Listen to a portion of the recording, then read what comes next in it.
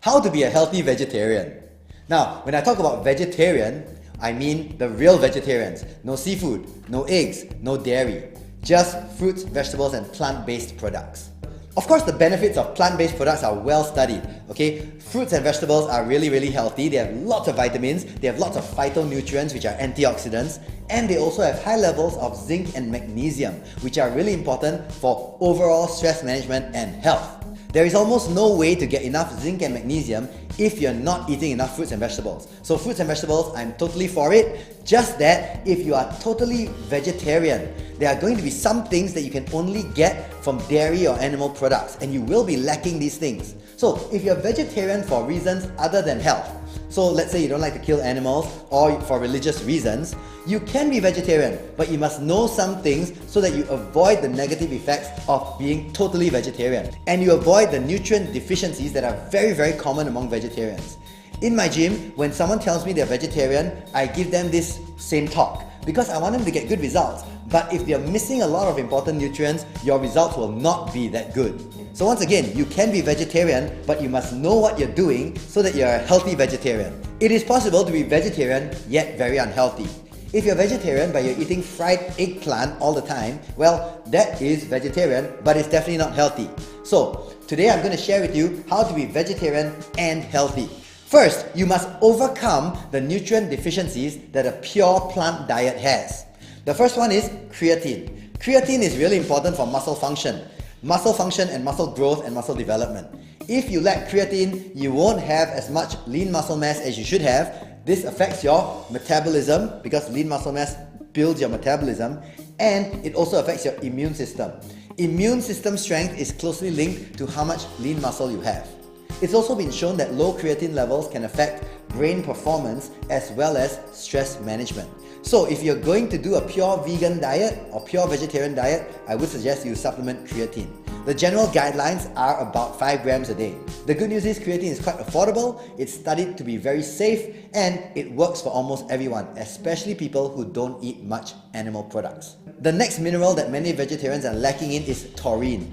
Taurine is a precursor for GABA, which is a relaxing brain neurochemical. So if you're vegetarian and you feel anxious, it's possible you're lacking taurine. You can supplement taurine as a precursor to GABA that will help you balance out your brain chemicals and help you stay calm. The next commonly missing mineral is zinc. Zinc is very important for sex hormone production as well as for immune system function.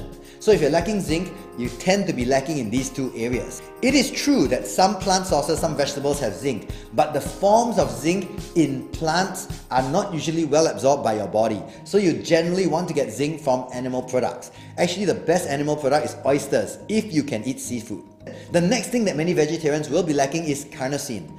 Carnosine helps you buffer lactic acid. Lactic acid is produced in high-intensity exercise as well as in high-stress conditions where maybe you don't breathe correctly or you're very anxious and your body's not able to use the aerobic system to make energy. It uses the anaerobic stressful system, which is what you use in low-oxygen environments. Carnosine helps buffer the lactic acid produced by the stress energy system.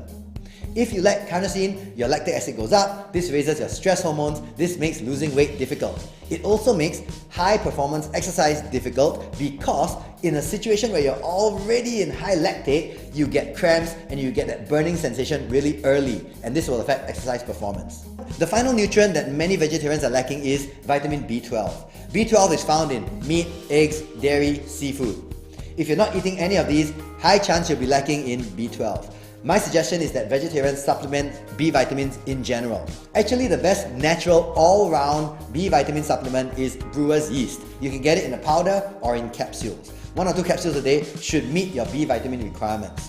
B12 is really important for digestive system health as well as to use carbohydrates and fat for energy in your metabolism.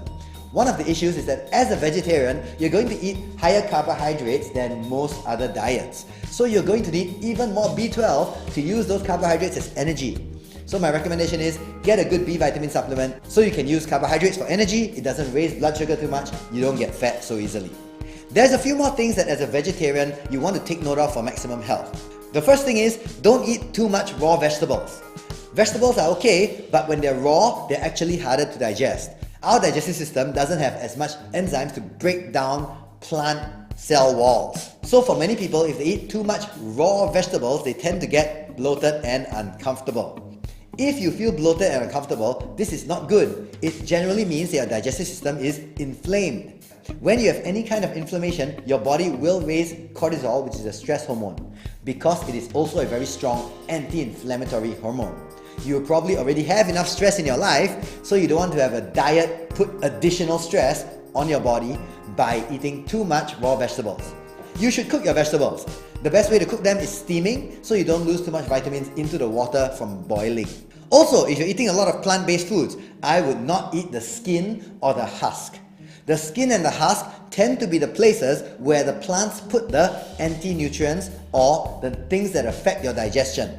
You see, plants, whether it's a potato or a grain of rice or a kernel of wheat, they don't want to be eaten. To avoid being eaten, they have what's called anti-nutrients, which they normally keep in the skin and in the husk.